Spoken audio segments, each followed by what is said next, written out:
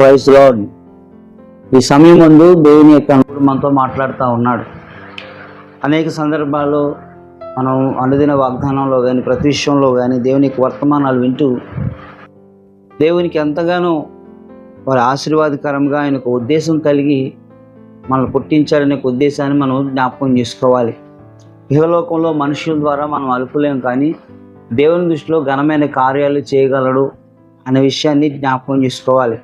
ఈ భూమి మీద మనం అల్పులుగా కావచ్చేమో, కానీ పరలోక రాజ్యంలో దేవుని యొక్క చిత్త ప్రకారం అయితే మనం గనులము, మంచి పోరాటకులము. అలాగే దేవుని దగ్గర ఒక గొప్ప విజయాన్ని మనం పొందుకున్నాము అనే ఉద్దేశం పరలోకంలో రాయబడి ఉంది. రెండోదిగా భూమి మీద కూడా దేవుడు మనల్ని పుట్టించినప్పుడు తల్లి గర్భంలో చాలా చిన్న పిండముగా ఉన్న మనము కొన్ని సంవత్సరాల తర్వాత వయసు ఎదుగుతూ వచ్చే క్రమంలో మనం ఎలాగైతే ఎదుగుతూ వచ్చామో ఎత్తరుగా, హైట్గా, అలాగే మనం వెల్గా ఎలాగైతే అభివృద్ధి పడుతూ వస్తున్నామో, మరి గ్రహించే ప్రతి ఒక్క వ్యక్తి కూడా గమనిస్తే తన పుట్టికలో ఏ రీతిగా ఉన్నాడు, ఏ రీతిగా పెంచబడ్డాడు, ఏ రీతిగా పోషించబడ్డాడు అనే విషయాన్ని మనం జ్ఞాపకం చేసుకోవాలి. నీవు ఏదైనా ఒక చిన్న మంచి కార్యం చేస్తే అది ఒక పెద్ద గణనీయమైన కార్యానికి దారితీస్తుంది ఈ సమయంలో. అటువంటి యొక్క పరిస్థితిని అంతటినీ కూడా ఈరోజు ఒక గమనిస్తే నువ్వు చేస్తున్న ఒక మంచి క్రియలు అవి ఒక దినాన నీకు అన్నీ కూడా ఎట్లా మార్చబడతాయో అనే విషయాన్ని జ్ఞాపకం చేస్తూ, మరి ఈ దినమందు దేవుని యొక్క వాగ్దానంలోంచి మత్తయి సువార్త 13వ అధ్యాయము 32వ వచనాన్ని మీ మధ్యలో నేను చదివి వినిపిద్దాం అనుకుంటున్నాను. మత్తయి సువార్త 13వ అధ్యాయము 32వ వచనం.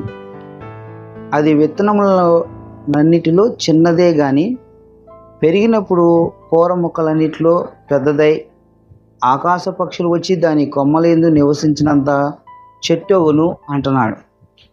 ఇక్కడ ఈ మాట ప్రభు ఎందుకు చెప్తున్నాడంటే, అది విత్తనం లాంటిదే కానీ విత్తనములన్నిటిలో కూడా చాలా చిన్నదే అనే మాట ప్రభు చెప్తా ఉన్నారు. దేవుని యొక్క వర్తమానంలో ఆ మాట మనం గ్రహించినట్లయితే ఆవగింజ గురించి కూడా ప్రభు అనేక సార్లు చెప్తున్నారు. అది చాలా చిన్నదే, కానీ ఆ చిన్న విత్తనము నేల మీద పడి అది నిదానముగా ఎదుగుచు ఆకుకూరలన్నిటికంటే ఒక ఎత్తైన చెట్టుగా ఉండి దాని మీద ఆకాశ పక్షులు వాలగలిగినంత ఇదిగా మార్చబడింది. కానీ అది భూమిలో వేసినప్పుడు ఎంత చిన్నది. ఈ వర్తమానంలో దేవుని యొక్క వాక్యంలో చూస్తే ప్రభువైన యేసుక్రీస్తు ఆయన పరలోక రాజ్యం గురించి చెప్తా ఉన్నారు. అలాగే ప్రభు రాకడ సిద్ధపడమని చెప్తా ఉన్నారు. రెండోదిగా ఒక మనిషిని విత్తనంతో పోల్చి చెప్తా ఉన్నారు. ఇక్కడ ఆ విత్తనము చాలా చిన్నదే, కానీ అది నేల మీద పడిగా ఆ భూమి దాన్ని పరిపక్వం చేసి దానిలో ఉన్న గుణ లక్షణాన్ని అది బయటికి తేవడం ప్రారంభించింది. ఈ భూమి మీద మనుషులు నేను ఒక విత్తనంగానే చూస్తారు, కానీ ప్రభువైన యేసుక్రీస్తు ఆయన యొక్క భూమిలో నీవు గనక నాటబడితే ఆ భూమిలో నీలో ఉన్న క్రియలన్నింటినీ చంపి నీలో ఉన్న నిత్య జీవాన్ని దేవుడు బయటకు తీసుకొస్తారు. నీవు క్రమక్రమంగా దేవుని యొక్క వాక్యాలు వింటూ, దేవుని యొక్క మాటలు వింటూ అభివృద్ధి పొంది నీ మీద ఆకాశ పక్షులు వాలగలిగినంత చెట్టుగా దేవుడు నిన్ను మార్చగలడు. కానీ నువ్వు మొట్టమొదటిగా మనుషుల విషయంలో ఒక ఆలోచనలో ఒక ఆవగింజ లాంటి దానివే, ఆవగింజ లాంటి వాడివే. కానీ దేవుడు నిన్ను గణనీయమైన ప్రాంతంలోకి నిన్ను నడిపిస్తాడు. ఈ మాటలు ధ్యానిస్తుండగా నాకు ఒక సంగతిని గుర్తుకొచ్చింది. ఒకనొక ప్రాంతంలో నిజంగా జరిగిన సంగతిని అదే. ఒక దినాన తల్లిదండ్రులను కోల్పోయిన ఒక యవనస్తుడు తను దేని స్థితిలో ఆహారం లేక నీళ్ళు లేక బాధపడుతూ ఉన్నాడు. ఆ సమయంలో మరి ఆ యొక్క యవనస్తుడు తన దగ్గర ఉన్నదంతా కూడా అయిపోయిన తర్వాత, నేను ఈ సమయంలో తప్పకుండా ఎవరో ఒక తలుపుని తట్టాలి అని చెప్పి ఆ యొక్క యవనస్తుడు ఒక గృహం ముందుకు వెళ్ళి తలుపు కొట్టాడు. నాకు చాలా ఆకలిగా ఉంది, ఇంతవరకు కూడా నేను చాలా ఇబ్బందులతో ఉన్నాను, మరి ఎవరిని కూడా అడుగుదామని నా జీవితంలో ఇంతవరకు నేను ఎప్పుడు కూడా ఎవరి దగ్గర చేయి చాచలేదే, నా తల్లిదండ్రులు అలా పెంచారు, నా తల్లిదండ్రులు నా ముందు గతించిపోయారని చెప్పి ఆ పిల్లవాడు బాధపడతా ఒక గృహము తలుపును కొట్టినప్పుడు అందులో నుంచి ఒక నడిప్రాయం కలిగిన ఒక ఆమె తలుపు తీసి, బాబు ఎవరు కావాలి నీకు అని అడిగినప్పుడు, ఇఫ్ యూ డోంట్ మైండ్ నాకేదైనా ఆహారం మీరు ఇప్పించగలరా?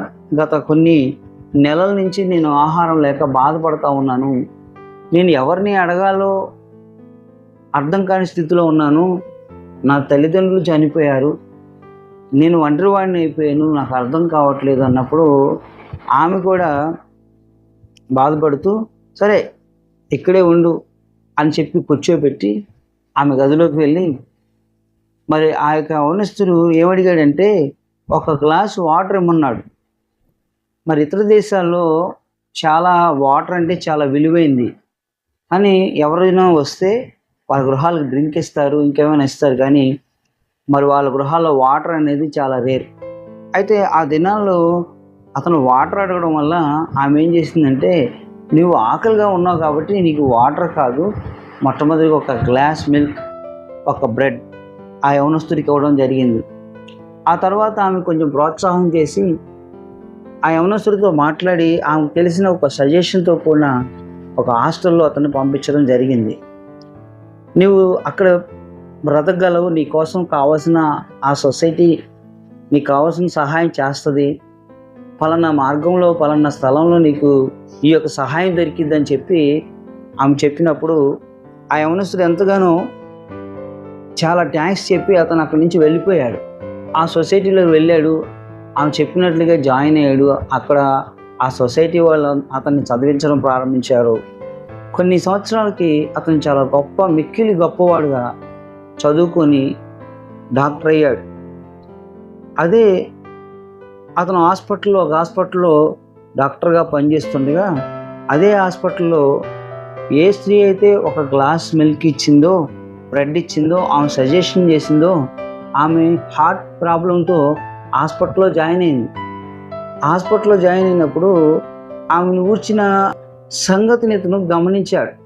ఆమెను చూడగానే తన హృదయం ఎంతో దుఃఖంతో బాధపడుతున్నాడు, కానీ లోపల మాత్రము బాధపడుతున్నాడు, కానీ పైకి ఆమెను ఒక డాక్టర్గా ట్రీట్ చేస్తున్నాడు.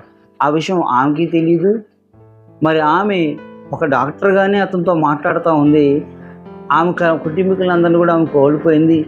కావాల్సిన ధనం ఆమె దగ్గర లేదు, ఆపరేషన్ అయితే చేయాలి, దరిదాపు ఇంకా చాలా డబ్బు కావాల్సి వచ్చింది. అయితే ఆమె నిర్లక్ష్యం చేస్తున్న విషయాన్ని గమనించిన డాక్టరు అడుగుతున్నాడు, అమ్మా మీరు మరి ఆ యొక్క ఫీజు కట్టాలి కదా, హాస్పిటల్లో మా మేనేజ్మెంట్ నీకు రాసిచ్చింది కదా అని అడిగినప్పుడు, అయ్యా నాకు ఎవరూ లేరు, నేను ఈ ట్రీట్మెంట్ చేయించుకోవడానికి నిరాకరిస్తున్నాను, నేను తిరిగి నా గృహానికి వెళ్ళిపోతాను అన్నా. సరే మీరు తప్పకుండా 2 రోజులు వెళ్ళిపోదురు, కానీ దానికి కావాల్సిన పరిస్థితులు అని చెప్పి ఈ డాక్టరే సమస్తాన్ని ఏర్పాటు చేసి తానే సర్జరీలో ఉండి ఆపరేషన్ చేసి ఆమెను తీసుకొచ్చినప్పుడు ఆమె స్పృహలోకి వచ్చిన తర్వాత అంటుంది, ఇప్పుడు నన్ను అనుకోకుండా ఎలా తీసుకెళ్ళారు, ఆపరేషన్ చేశారు, మరి ఇప్పుడు ఆ బిల్లులు నేను ఎలా కట్టాలి, మీరు ఆందోళన చెందొద్దు అని ఆ బిల్లుని పంపించినప్పుడు ఆమె ఆ బిల్లు మొత్తం పే చేయబడింది అన్న విషయాన్ని చూసుకున్నప్పుడు చాలా సంతోషించింది. అయ్యో నా కొరకు ఎవరు ఈ బిల్లు పే చేశారు అని చెప్పి అడిగినప్పుడు అక్కడున్న నర్సు ఆ స్టాఫ్ చెప్తున్నారు, మీ కొరకు ఆ డాక్టరు రాత్రింబగలు ప్రయాసపడ్డారు, మీ కొరకు ఆ డాక్టర్ గారు చాలా ప్రయాసపడ్డారు, కానీ ఆయన ఆ విశ్రాంతి లేకుండా పనిచేస్తున్నారు, మిమ్మల్ని ఎందుకు అంత ఇదిగా ఇష్టపడ్డారన్నప్పుడు ఆ సమయంలో ఆ యొక్క డాక్టర్ వచ్చినప్పుడు అతను పలకరించినప్పుడు ఏ విధంగా మీరు నాకు సహాయం చేయగలగడానికి ముందుకు వచ్చారంటే అందులో ఒక స్లిప్లో ఆయన రాసి వెళ్ళిపోయాడు, ఒక గ్లాస్ మిల్క్ 1 బ్రెడ్. ఒకనప్పుడు ఒక యవనస్తుడు నీ గృహాన్ని తట్టాడు కదా, ఆ పాలు తాగాడు, బ్రెడ్ తీసుకున్నాడు, మీకు గుర్తుందా అంటే, నేను చాలామందికి సహాయం చేశాను, నాకు ఇంచుమించుగా ఒక దినం మాత్రం ఒక యవనస్తుడు వచ్చి చెప్పి వెళ్ళిపోయాడు, తను ఎక్కడికి వెళ్ళిపోయాడు నాకు తెలియదు అంటే ఆ యవనస్తుడు నేనే అని చెప్పడం జరిగింది, ఆ యవనస్తుడు నేనేనమ్మా అని చెప్పడం జరిగింది. మరి ఒక చిన్న సహాయము, ఒక చిన్న విధానము, అల్పమైన ఒక చిన్న ఆవగింజలాగా అతను విస్తరించి బహువృద్ధిగా అభివృద్ధిపరచబడి ఆమె కట్టలేని పే చేయలేనంత ఆ ధనాన్ని అతను పే చేయడం జరిగింది. అలాగే మన జీవితంలో కూడా ఎవరి నుంచి ఏ సహాయము ఆఖరి దినాల్లో నీకు లభించబడుతుందో అది అర్థం కాలేని పరిస్థితి. అందుకు నీవు దేవునికి అవకాశం ఇచ్చినట్లయితే ఒక చిన్నదైనా దేవుడు గణనీయంగా ఎంచుతున్నాడు. నీవిచ్చే చిన్న విరాళం, చిన్న కానుక దేవుడు అది గణనీయంగా ఎంచుతున్నాడు. అలాగే నీ చిన్న జీవితాన్ని మహాశరళ లాంటి వృక్షము కలిగిన వాడుగా దేవుడు నిన్ను ఆశీర్వదిస్తాడు. కాబట్టి ఈరోజు ఈ వర్తమానం ద్వారా దేవుడు నీతో నేరుగా మాట్లాడుతున్నాడు. నువ్వు అల్పుడు అనుకోవద్దు, కానీ నువ్వు ఘనుడివే అని దేవునికి వాక్యం సెలవిస్తుంది. కాబట్టి చిన్న విత్తనము విస్తారమైన వృక్షముగా ఎదిగినట్లుగా, అభివృద్ధి పడి దాని మీద పక్షులు వాలినట్లుగా దేవుడు ఆస్వాదించాడు. కాబట్టి ఈ దినము నీ జీవితం కూడా దేవుడు అట్లా ఆస్వాదించి మహా అభివృద్ధి పొంది దేవుని యొక్క దీవెనను పొందునుగాక. Amen. God bless you all.